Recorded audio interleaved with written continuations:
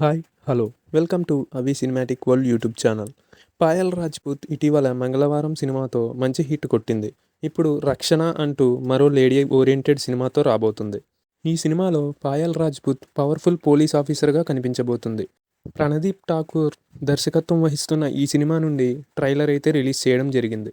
ఇక trailer review విషయానికి వస్తే, ట్రైలర్లో పాయల్ ఓ కేసు డీల్ చేయడానికి చాలా కష్టపడుతున్నట్టు చూపించారు.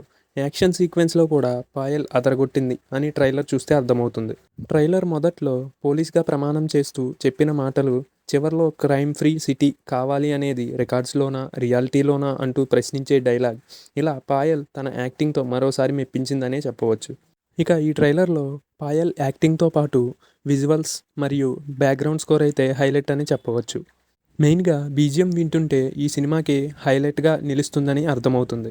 ఇక మొత్తంగా చూసుకున్నట్లయితే ట్రైలర్ అయితే చాలా బాగుంది. చూడాలి మరి సినిమా ఎలా ఉండబోతుందో.